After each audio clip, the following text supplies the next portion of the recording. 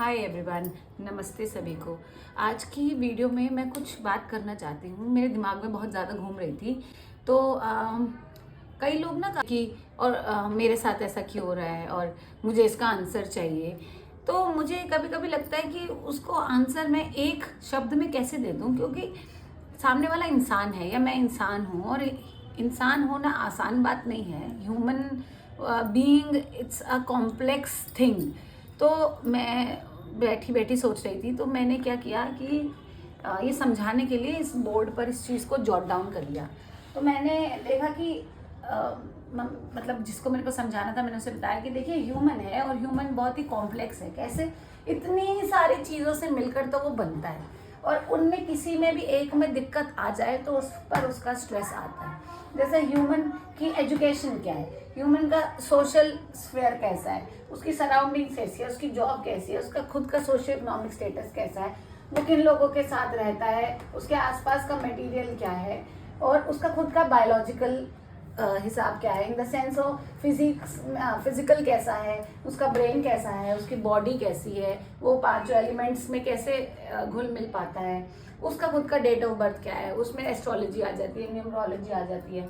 फिर आपके पास मेटाफिजिकल भी आ जाता है, जिसमें आपका कॉन्शियस चीज़ें आ जाती है, आपका माइंड आ जाता है, वहाँ पे ब्रेन आता है पर यहाँ माइंड आ जाता है। आपकी कॉन्शियस चीज़ें, आपकी सब कॉन्शियस चीज़ें, आपका पास्ट लाइफ, आप खुद एक सोल हैं। आप कई लोग तो अपने को सोल मानते भी नहीं है, वो सिर्फ ये इजी में ही जीते रहते हैं। उसके बाद आपका खुद का इमोशनल स्फेयर कैसा है। इमोशनल स्फेयर में पहले तो इमोशनल में खाली ये नहीं कि जो मैं इस समय महसूस कर रहा हूँ, पर जो चाइल्डहुड आपका कैसा रहा, आपकी अपब्रिंगिंग कैसी रही, ट्रॉमास आपने कितने झेले, आपका खुद का थॉट पैटर्न क्या है, खुद के बिलीव्स क्या हैं, अभी आपकी एडल्टहुड की क्या स्ट्रगल चल रही है, फिर आपके अपने जीवन के गोल क्या है, आप क्या बनना चाहते हैं। मतलब आप ये देखिए, एजुकेशन के अंदर आपका IQ क्वेश्चन कितना है, आपका EQ इमोशनल क्वेश्चन कितना है, आपने स्कूलिंग कहाँ से की है।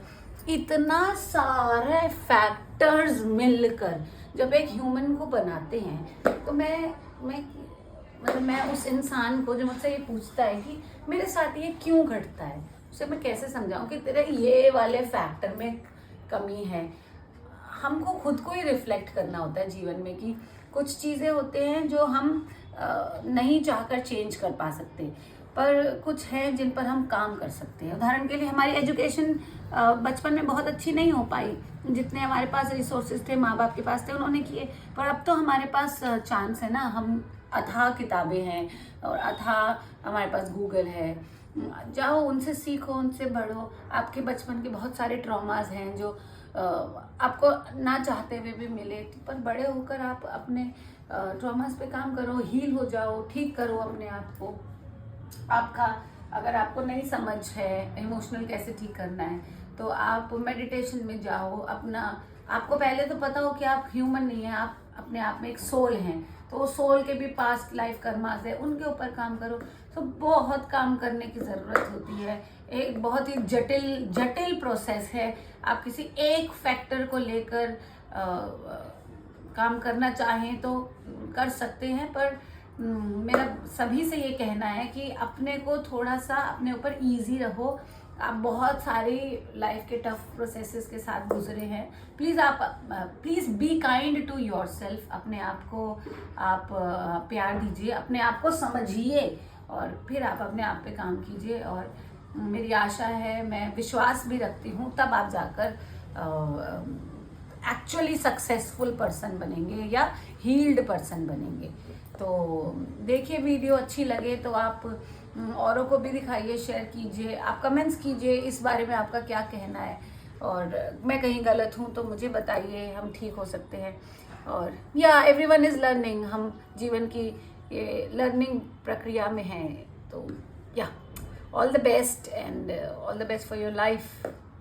Bye, take care, God bless, thank you universe.